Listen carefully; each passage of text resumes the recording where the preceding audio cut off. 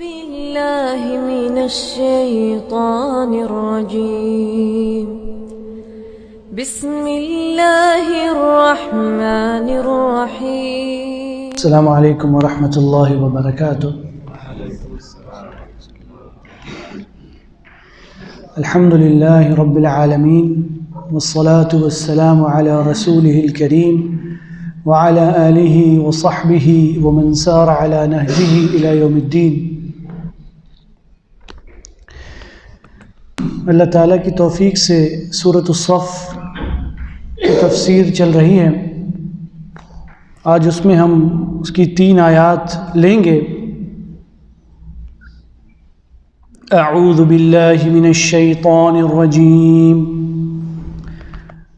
ومن اظلم ممن افترى على الله الكذب وهو يدعى الى الاسلام والله لا يهدي القوم الظالمين.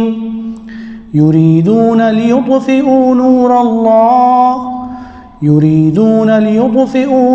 الله بأفواههم والله متم نوره ولو كره الكافرون. هو الذي أرسل رسوله بالهدى ودين الحق ليظهره على الدين كله ولو كره المشركون.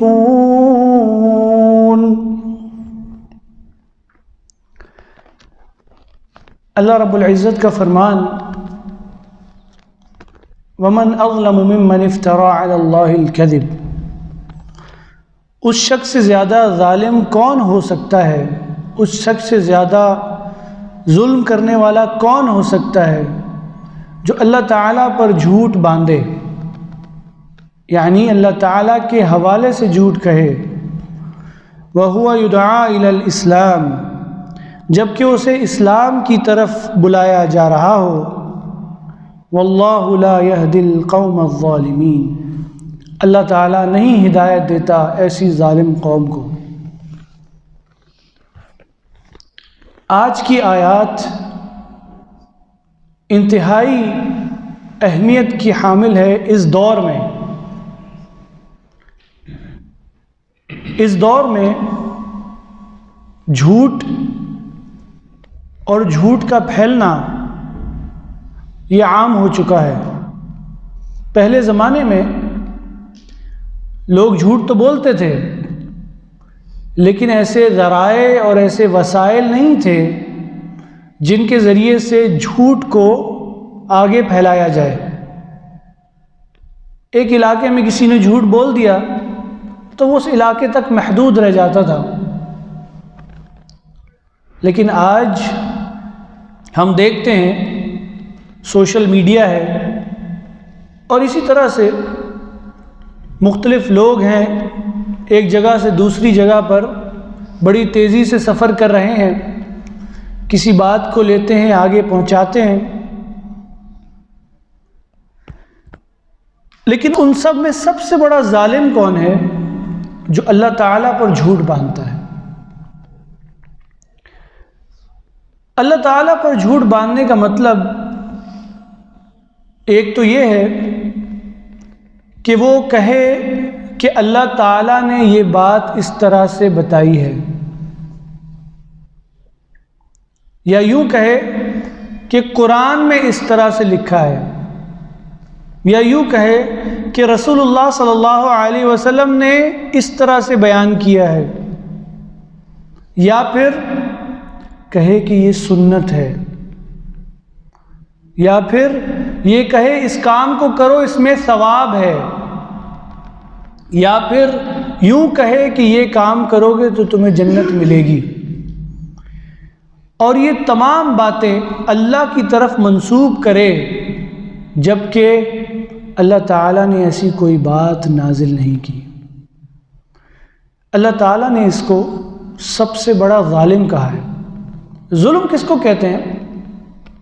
ظلم کی تعریف ہے وضع الشیء علی غیر محلی، کسی شے کو، کسی چیز کو اس کی اپنی اصل جگہ سے ہٹا کر کہیں اور رکھ دینا، یہ ظلم ہے.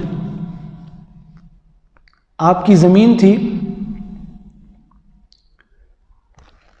10 میٹر کی، میں نے کیا کیا، میں نے اس کے اندر 8 میٹر آپ کو دے دیا اور 2 میٹر خود رکھ لیا، جو آپ کی اصل جگہ تھی اس سے آپ کو ہٹا دیا، ظلم کیا۔ اس ظلم کو تو ہم سمجھتے ہیں، اس کو ہم زیادتی کا نام بھی دیتے ہیں۔ یہ وہ ظلم ہے جو ہمیں سمجھ میں آتا ہے کہ ہم کہتے ہیں کہ یار اس کی زمین پر قبضہ ہو گیا ہے، ظلم ہوا اس کے ساتھ، یا کسی کے مال کو لے لیا جائے تو کہا جاتا ہے کہ اس کے ساتھ ظلم ہوا ہے۔ لیکن اللہ تعالیٰ کے ساتھ بھی ظلم کرنے والا ہے کوئی؟ اللہ تعالیٰ کے ساتھ کوئی ظلم نہیں کر سکتا، لیکن یہ اپنی جان پر ظلم کر رہا ہے اللہ کے حوالے سے جھوٹ بول کر۔ اللہ تعالیٰ نے کوئی ایسی بات نہیں نازل کی جو آج کے دور میں ہم دیکھتے ہیں کہ دین کے نام پر پیش کیا جاتا ہے، یا ثواب کے نام پر، یا حصول جنت کے نام پر پیش کی جاتی ہے۔ دین میں کوئی نئی چیز بنانے کو کیا کہتے ہیں؟ بدعت۔ بدعت 2 طرح کی ہے، علماء کہتے ہیں۔ ایک وہ بدعت ہے جو انسان کو کفر تک پہنچاتی ہے، اس کو کہتے ہیں بدعت مکفرہ، اور ایک وہ بدعت ہے جو انسان کو کفر تو نہیں پہنچاتی لیکن ہے کبیرہ گناہ، اس کو کہتے ہیں بدعت مفسقہ۔ بدعت مکفرہ کی مثال لیتے ہیں، اللہ تعالیٰ کو پکارنا، اللہ تعالیٰ سے مدد مانگنا۔ کوئی کہے کہ نہیں، اللہ کے علاوہ تم کسی اور ہستی کو، کسی فرشتے کو، کسی بزرگ کو، کسی ولی کو، کسی نبی کو پکار سکتے ہو، تو یہ کیا ہے؟ یہ دین کے نام پر وہ نیا کام ہے جو انسان کو دین سے خارج کر دیتا ہے، کفر تک پہنچا دیتا ہے۔ کیونکہ رسول اللہ صلی اللہ علیہ وسلم نے کیا فرمایا؟ من مات وهو يدعو للہ ندا دخل النار، جو اس حال میں مر گیا کہ اللہ کے علاوہ کسی اور کو پکارتا تھا، وہ جہنم میں داخل کر دیا گیا۔ آج کے دور میں کچھ ہستیوں کو لوگوں نے نام دیے ہوئے ہیں کہ یہ داتا ہے۔ داتا سمجھتے ہیں؟ داتا کا مطلب روزی دینے والا، عطا کرنے والا۔ یہ دونوں تو اللہ کے نام ہیں، الرزاق بھی وہ ہے، الوہاب بھی وہ ہے، روزی دینے والا بھی وہ ہے اور عطا کرنے والا بھی وہ ہے۔ کوئی کہے کہ نہیں فلانا داتا ہے، پھر ہمارے اور نام چلتے ہیں، کوئی کہتا ہے یہ گنج بخش ہے۔ گنج بخش کا نام سنے کبھی؟ فلانا گنج بخش۔ گنج بخش کا مطلب خزانوں کا مالک۔ اللہ کے علاوہ بھی کوئی خزانوں کا مالک ہے؟ کوئی کہتا ہے کہ فلانا اولاد دیتا ہے، اور پھر اولاد کا نام رکھتے ہیں پیر دتا، پیر نے دیا۔ نبی بخش، نبی نے بخشا۔ عطا محمد، محمد کی عطا۔ رسول بخش، علی دتا۔ یہ ہمارے ہی بنائے ہوئے نام ہیں۔ اللہ تعالیٰ نے کیا فرمایا کہ یہ لوگوں نے نام بنائے ہوئے ہیں جس کی اللہ نے کوئی دلیل نازل نہیں کی۔ یہ ہے دین کے نام پر جھوٹ جو انسان کو کفر تک پہنچاتا ہے۔ بات سمجھ رہے ہیں؟ کچھ وہ ہیں جو انسان کو کفر تک تو نہیں پہنچاتے لیکن کبیرہ گناہ تک پہنچاتے ہیں۔ کیسے؟ کہ کوئی کہے کہ مرنے کے بعد اس کا 10واں کرنا ہے، 10 دن تک یا 10ویں دن اس کے گھر جا کے کھانا کھانا ہے، اور کہتے ہیں کہ یہ دین کے اندر ہے۔ دین کے نام پر، دین کے نام پر کسی بات کو کہنے میں مسئلہ کیا ہے؟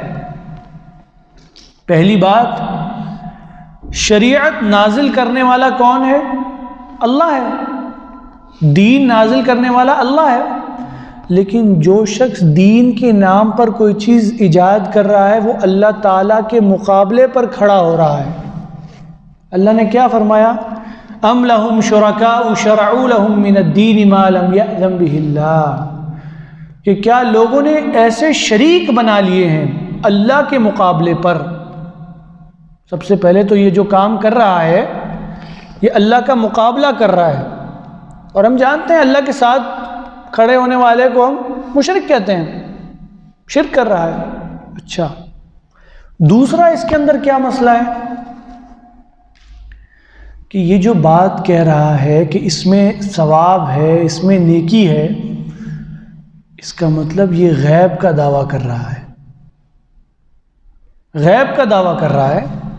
اللہ تعالیٰ نے کوئی قرآن کی آیت نہیں نازل کی، نہ حدیث میں ہمیں ملتا ہے کہ تم 10ویں دن جو ہے یہ کام کرو یا 40ویں دن یہ کام کرو۔ تو یہ کیا کہتا ہے کہ نہیں اس میں ثواب ہے، اس کا مطلب یہ غیب کا دعویٰ کر رہا ہے۔ غیب کل کا کل صرف اللہ تعالیٰ کے پاس ہے، ٹھیک ہے؟ تو یہ اللہ تعالیٰ کے ساتھ شریعت سازی کر رہا ہے، یہ اللہ تعالیٰ کے ساتھ غیب کا دعویٰ کر رہا ہے اور لوگوں کے اوپر مشکل ڈال رہا ہے، لوگوں کے اوپر ایسی ایسی باتیں دین کی کر کے ان کو مشکل میں پھنسا رہا ہے۔ تو سوچیں کہ جو دوسرے کو تکلیف دے گا تو قیامت کے دن اس کو اس کا حق دینا ہوگا نا، اور اگر ایک نہیں کتنے لوگوں کو تکلیف دی ہوگی صرف اپنا پیٹ بھرنے کے لیے، تو ان سب کا حساب دینا ہوگا۔ علماء بیان کرتے ہیں کہ اللہ تعالیٰ نے جہاں شرک کا ذکر کیا تو فرمایا ان الشرک لظلم عظیم، کہ شرک جو ہے وہ سب سے بڑا ظلم ہے۔ لیکن جہاں شریعت سازی کی بات کی تو وہاں پر ظلم کا لفظ نہیں، اس سے اونچا لفظ استعمال کیا، اظلم۔ ہم کہتے ہیں کبیر کا مطلب بڑا، اکبر سب سے بڑا، تو یہاں پر بھی اسی طرح سے شرک سے بڑھ کر خطرناک چیز ہے شریعت سازی۔ کیوں؟ کیونکہ شرک کرنے والا اپنے آپ کو جہنم کا ایندھن بنا رہا ہے اکیلا، لیکن جو خود بھی گمراہ ہو رہا ہے اور لوگوں کو بھی گمراہ کر رہا ہے تو وہ تو سب کا حساب لے کر جا رہا ہے نا، سب کو گمراہ کرنے کا بھی تو عذاب ہوگا۔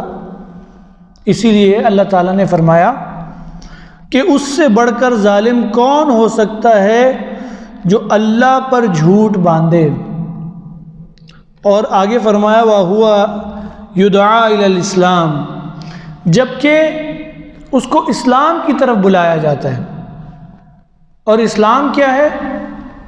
سر تسلیم خم کر دینا، اپنے آپ کو جھکا دینا، اللہ کے سامنے فرما برداری اختیار کرنا، یعنی کتاب و سنت کے اوپر چلنا۔ جبکہ اس کو اس کی طرف بلایا جاتا ہے تو وہ اس کی طرف نہیں آتا، بلکہ وہ اس نے اپنا خود ساختہ دین بنا کے رکھا ہے۔ تو اس سے بڑھ کر ظالم کون ہو سکتا ہے؟ اللہ تعالیٰ نے اس کے بارے میں بتا دیا وَاللَّهُ لَا يَهْدِي الْقَوْمَ الظَّالِمِينَ، اللہ تعالیٰ ایسے ظالم قوم کو ہدایت نہیں دیتا۔ اس طرح کا ظلم کرنا، اپنے لیے بھی برا کرنا اور اوروں کے لیے بھی برا کرنا، اللہ تعالیٰ ایسے لوگوں کو ہدایت نہیں دیتا۔ بھائیو، اس دنیا میں سب سے بڑی نعمت ہے تو وہ نعمت ہدایت ہے، سب سے بڑی نعمت۔ ایک انسان کے پاس کھانے کو کچھ نہیں، کوئی مسئلہ نہیں، رہنے کو جگہ نہیں، کوئی مسئلہ نہیں، لیکن اگر اس کے پاس ہدایت ہے تو اس کے پاس ہر چیز ہے۔ اور اللہ تعالیٰ جس کے ساتھ خیر کا معاملہ فرماتا ہے، حدیث میں آتا ہے مَن يُرِدِ اللَّهُ بِهِ خَيْرًا يُفَقِّهُ فِي الدِّينِ، اللہ تعالیٰ جس کے ساتھ خیر کا معاملہ فرماتا ہے، جس کے ساتھ خیر چاہتا ہے، اس کو اپنے دین کی سمجھ دیتا ہے۔ آج آپ لوگ یہاں پر بیٹھے ہیں الحمدللہ، کتنے لوگ ہیں جن کو سمجھایا جاتا ہے ان کو سمجھ نہیں آتی، ان کو بتایا جاتا ہے کہ یہ شرک ہے، یہ کفر ہے، یہ بدعت ہے، لیکن ان کو سمجھ نہیں آتی۔ کیوں؟ کیونکہ یہ اللہ تعالیٰ کی نعمت ہے، یہ ہدایت ایسے نہیں ملتی، اس کو مانگنا پڑتا ہے۔ اور اس کے لیے کوشش کرنی پڑتی ہے۔ اگر اللہ تعالیٰ نے ہمیں ہدایت دی ہے تو ہمیں اللہ تعالیٰ کا شکر ادا کرنا چاہیے کہ اللہ تعالیٰ نے ہمیں یہ اتنی سی بات سمجھا دی۔ تو اللہ تعالیٰ کا فرمان کہ اللہ تعالیٰ ہدایت نہیں دیتا ایسی ظالم قوم کو۔ اب ان کا ذکر آ رہا ہے کہ یہ لوگ چاہتے کیا ہیں، اسلام کے دشمن چاہتے کیا ہیں۔ یریدون لیطفئوا نور اللہ بافواہہم، یہ چاہتے ہیں کہ بجھا دیں اللہ کے نور کو اپنے منہ سے، یعنی اپنی پھونک سے۔ اللہ تعالیٰ کے دین کو مٹانے کے لیے کوششیں چل رہی ہیں۔ کہیں تو وہ کافر ہیں جو دین کو ختم کرنا چاہتے ہیں، اور کہیں ایسا لبادہ اوڑا ہوا مسلمان، اپنے آپ کو کہنے والا منافق، جو اصل دین کو چھوڑ کر لوگوں کو بدعات میں اور شرک کے اندر لگا کے بیٹھا ہے۔ یہ وہ لوگ ہیں جو چاہتے ہیں کہ اللہ تعالیٰ کا نور بجھ جائے، یعنی دین اسلام ختم ہو جائے۔ تو اللہ تعالیٰ نے ان کا ذکر کیا۔ عربی کا ایک انداز ہے کہ پھونک سے ہم جانتے ہیں کہ بہت بڑا اگر کوئی چراغ جل رہا ہو، پھونک سے تو نہیں بجھے گا۔ تو اللہ تعالیٰ نے یہاں پر بتلایا ہے کہ اسلام کیا ہے اور ان کے جو مکر اور فریب اور ان کی چالیں ہیں وہ کیا ہیں۔ اسلام کو مٹا نہیں سکتے یہ، بلکہ اسلام ایک مضبوط اللہ تعالیٰ کا دین جو غالب ہو کر رہے گا، جس کو کوئی ختم نہیں کر سکتا، جو اس کے اندر آئے گا وہ عزت، اور جو اس سے نکل جائے گا وہ ذلیل ہو جائے گا۔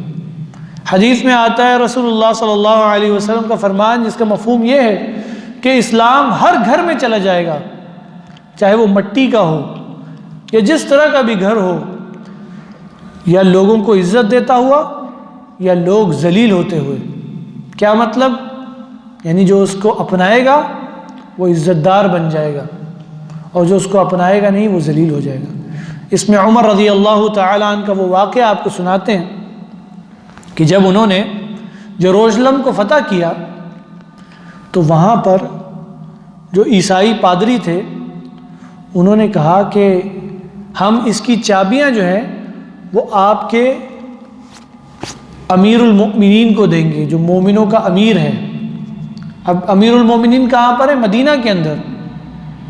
تو انہوں نے کہا کہ ٹھیک ہے، ہم پیغام بھجواتے ہیں پیچھے اور دیکھتے ہیں۔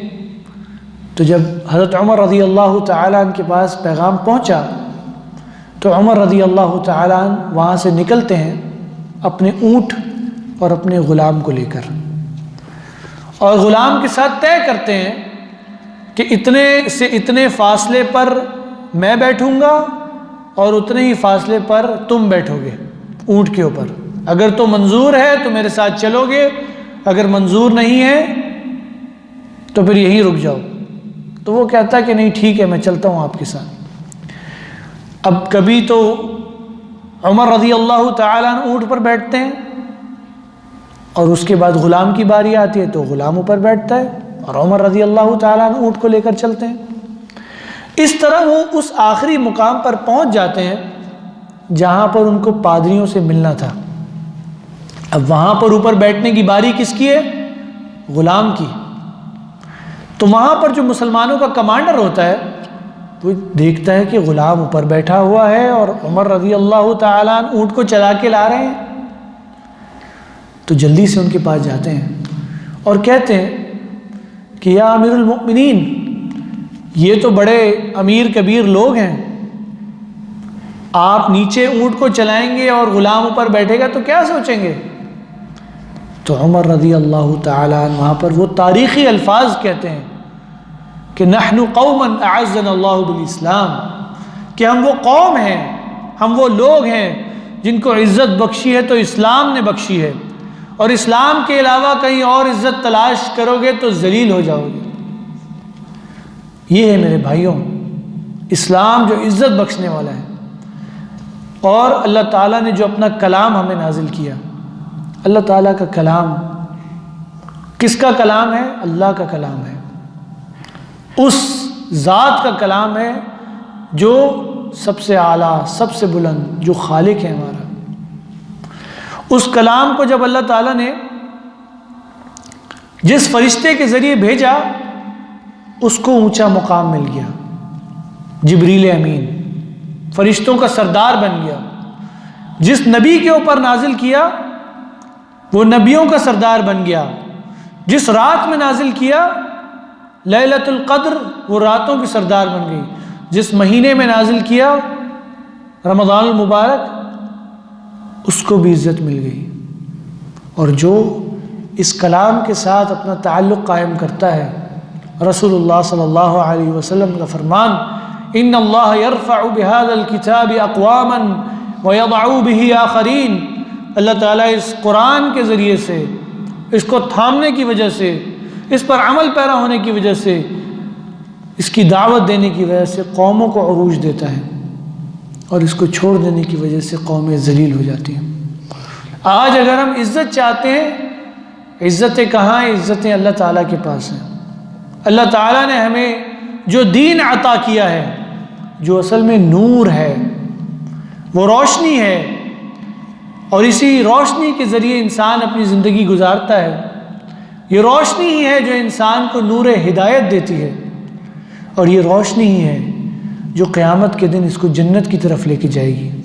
جس طرح اللہ تعالیٰ نے سورہ حدید میں فرمایا کہ مومن، اس کے پاس ایک روشنی ہوگی، اس روشنی کے ذریعے وہ جنت کی طرف بڑھے گا، اور منافق بھی اس کے ساتھ ہوں گے۔ لیکن اللہ تعالیٰ منافقوں کے ساتھ کیا کرے گا؟ ان کی روشنی کو بجھا دے گا۔ تو وہ مومنوں کو کہیں گے کہ ہم بھی تو تمہارے ساتھ دنیا میں تھے، ہمیں بھی اپنی روشنی میں سے کچھ دے دو۔ تو ان کو کہا جائے گا کہ روشنی وہاں سے لے کر آؤ جہاں سے ہم یہ روشنی لائے ہیں، یعنی دنیا میں واپس لوٹ جاؤ اور وہاں سے لے کر آؤ۔ دین اسلام پر اگر چلتے تو یہ روشنی تمہیں ملتی۔ اللہ تعالیٰ کا دین غالب ہو کر رہے گا، لیکن کفار اور منافقین اس کو ختم کرنا چاہتے ہیں، اور ان کی آئے دن سازشیں چلتی رہتی ہیں۔ لیکن آپ دیکھیں، جہاں کہیں پر بھی کفار نے کوئی کوشش بھی کی ہے تو لوگ زیادہ اسلام کے اندر داخل ہوئے ہیں۔ جو واقعات ہم دیکھتے رہتے ہیں دنیا کے اندر، جہاں مسلمانوں کو ٹارگٹ کرنے کی کوشش کی جاتی ہے، جہاں مسلمانوں کو دبانے کی کوشش کی جاتی ہے، وہاں پر اللہ تعالیٰ کا دین اور غالب ہوتا ہے۔ لیکن اللہ تعالیٰ کو ایسے لوگ چاہیے کہ جو اس دین پر چلیں اور دین کے لیے مخلص ہو کر چلیں، ورنہ اللہ تعالیٰ کے پاس کمی نہیں ہے۔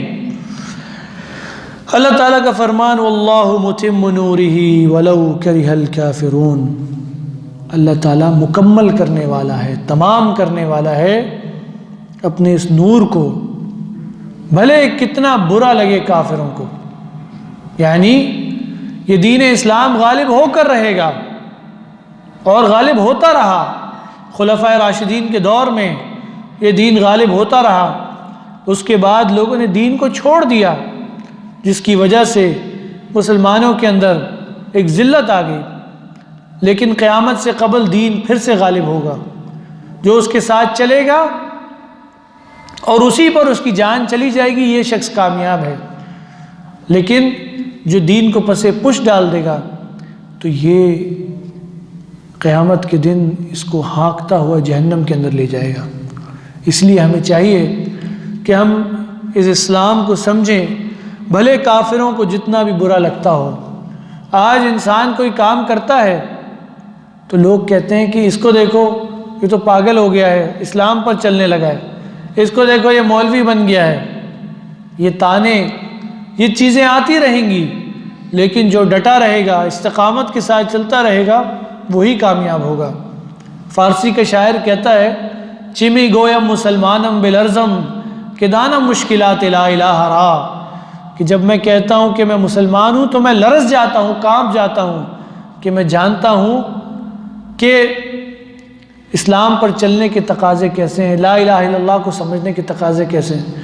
اسی لیے اقبال نے کہا ہے کہ تندیے باد مخالف سے مت گھبرائے عقاب، یعنی تیز ہواؤں سے جو چلتی ہے اس سے مت گھبرا، یہ تو چلتی ہی ہے تجھے اونچا اڑانے کے لیے۔ یہ جو چلتی ہے، مشکلات جو آتی ہیں تمہارے مرتبے اور مقام کو بڑھانے کے لیے، تمہیں عزتیں عطا کرنے کے لیے آتی ہے یہ مشکلات۔ اس لیے انسان کو چاہیے کہ وہ اللہ تعالیٰ کے سامنے سر تسلیم خم کرتے ہوئے اس دین اسلام پر چلے۔ اللہ تعالیٰ نے رسول اللہ صلی اللہ علیہ وسلم کو بھیجنے کا ایک مقصد یہاں پر بیان کیا ہے۔ اگلی آیت میں اللہ کا فرمان، هو الذی ارسل رسولہ بالہدی، وہی اللہ ہے جس نے بھیجا اپنے رسول کو الہدا دے کر۔ الہدا یعنی کتاب و سنت، ودین الحق، اور اس کتاب و سنت پر چلنا کیسے ہے، وہ نظام زندگی دے کر کہ وہ قرآن اور سنت جو آ چکا ہے اس پر چلنے کا طریقہ کیا ہے، وہ بھی اللہ تعالیٰ نے عطا کیا ہے۔ لِيُظْهِرَهُ عَلَى الدِّينِ كُلِّهِ، تاکہ اس کو غالب کر دے پوری دنیا کے اندر، ہر جگہ پر، ہر گوشے میں، چاہے وہ عقائد سے تعلق رکھتا ہو، عبادات سے، رسومات سے، معاشرتی معاملات سے، معاشی نظام سے، سیاسی نظام سے، تعلیمی نظام سے، ہر ایک سے اس کا تعلق جو ہے وہ اس طرح سے ہو کہ وہاں پر دین اسلام غالب ہو جائے۔ وَلَوْ كَرِهَ الْمُشْرِكُونَ، اور مشرکوں کو کتنا ہی بدتر لگے، کتنا ہی ان کا جو ہے دل کڑے، کتنا ہی ان کو برا لگے۔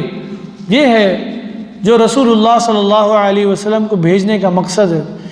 اس کے اندر ہمیں سمجھ میں آتا ہے کہ اصل ہدایت جو ہے وہ اللہ تعالیٰ کے فرمان اور رسول اللہ صلی اللہ علیہ وسلم کی تعلیمات میں ہے، اور یہ وہ ہدایت ہے جس کے بارے میں اللہ تعالیٰ نے فرمایا کہ اس کتاب و سنت پہ اگر چلنا ہے تو صحابہ کرام کے فہم سے چلا جائے۔ اللہ تعالیٰ کا فرمان ہے فَإِنْ آمَنُوا بِمِثْلِ مَا آمَنْتُمْ بِهِ فَقَدْ اهْتَدَوْا، اگر تم ایسا ایمان لاؤ جیسے وہ یعنی صحابہ کرام ایمان لائے ہیں تو ہدایت پاؤ گے۔ آج انسان کتاب و سنت کا نام تو لیتا ہے، لیکن آپ دیکھیں گے کہ اتنے ہمیں لوگ نظر آتے ہیں اسلام کا لبادہ اوڑھ کر، اور ہر کوئی کہتا ہے کہ قرآن سے اور سنت سے ہمیں رہنمائی حاصل کرنی ہے، لیکن اس کو دیکھنے کی ضرورت یہ ہے کہ کیا وہ جو رہنمائی حاصل کر رہے ہیں، کیا صحابہ کرام نے بھی اسی طرح رہنمائی حاصل کی تھی؟ اصل معیار ہمارے پاس جو ہے وہ صحابہ کرام کا فہم ہے۔ صحابہ کرام رسول اللہ صلی اللہ علیہ وسلم کی بات کو کس طرح سے لیتے، کس طرح سے اس کے اوپر چلتے، ہمیں وہ دیکھنے کی ضرورت ہے۔ آج مسلمان اگر واقعی ہدایت چاہتا ہے، قرآن کی کوئی آیت اس کے سامنے آتی ہے یا حدیث اس کے سامنے آتی ہے، تو اس کو دیکھنے کی ضرورت یہ ہے کہ صحابہ کرام نے ان آیات کو کس طرح سے سمجھا اور کس طرح سے اس پر عمل پیرا ہوئے۔ تو یہ ہے ایک مختصر سا درس آج کے حوالے سے کہ سب سے پہلی بات یہ ہے کہ دین کے اندر، دین کے نام پر جو چیزیں گھڑی جا رہی ہیں، دین کا نام لے کر جو ہمیں بیان کیا جا رہا ہے، ہمیں اس کو دیکھنے کی ضرورت ہے کہ واقعی کیا وہ اللہ تعالیٰ کی طرف سے ہے، کیا وہ رسول اللہ صلی اللہ علیہ وسلم کی طرف سے ہے؟ اگر ہے تو وہی اسلام ہے، اگر نہیں ہے تو وہ اسلام نہیں ہے، بلکہ وہ جھوٹ ہے اور وہ انسان کو گمراہی کی طرف لے جانے والی شے ہے۔ اور اسلام کے دشمن، چاہے وہ کافر ہوں یا منافق ہوں، وہ چاہتے ہیں کہ اصل اسلام کو ختم کر دیا جائے۔ آج ہم دیکھتے ہیں کہ کوئی آپ کو اس طرح بھی ملے گا کہ وہ شخص نماز نہیں پڑھتا اور وہ سادھو بن کے یا پیر بن کے بیٹھا ہوا ہے، اور اگر لوگ اس سے پوچھتے ہیں یا اس کے مریدوں سے پوچھتے ہیں کہ یہ نماز نہیں پڑھتے، تو قرآن کی ایک آیت پیش کرتے ہیں۔ قرآن کی آیت کیا ہے؟ وَاعْبُدْ رَبَّكَ حَتَّى يَأْتِيَكَ الْيَقِينُ، کہ اللہ کی عبادت اس وقت تک کرو جب تک یقین آ جائے۔ تو پیر صاحب کو یقین آ گیا کہ اللہ ہے تو اب انہوں نے عبادت کرنا چھوڑ دی، سورہ حجر کی آیت ہے، یہ آخری آیت، دیکھیں کس طرح گمراہ کرتے ہیں قرآن کی آیت آپ کو بیان کر کے۔ یہاں پر یقین کا کیا مطلب ہے؟ یقین کا مطلب ہے موت۔ اللہ کی عبادت اس وقت تک کرتے رہو جب تک موت نہ آ جائے، لیکن گمراہ کرنے والے اس طرح سے آیات کو اور احادیث کو توڑ کر بیان کرتے ہیں اور لوگوں کو گمراہ کرتے ہیں۔ اسی لیے اپنے اندر اتنا علم حاصل کرنا ضروری ہے کہ ہم پہچان سکیں کہ جو آیت بیان کی جا رہی ہے، کیا اس آیت کو صحابہ کرام نے اسی طرح سے سمجھا؟ اسی لیے آج ہم لوگ جو کہتے ہیں کہ بھئی فلانے بھی قرآن بیان کرتے ہیں، فلانے بھی حدیث سے بات کرتے ہیں، ہمیں یہ دیکھنے کی ضرورت ہے قرآن تو وہ بیان کر رہا ہے، لیکن اس کی تفسیر کیا بیان کر رہا ہے، اور اس کی تفسیر کیا صحابہ کرام نے یا رسول اللہ صلی اللہ علیہ وسلم نے اس طرح بیان کی ہے؟ اسی لیے اللہ تعالی ہمیں صحیح دین پر چلنے اور اس پر عمل پیرا ہونے کی توفیق عطا فرمائے۔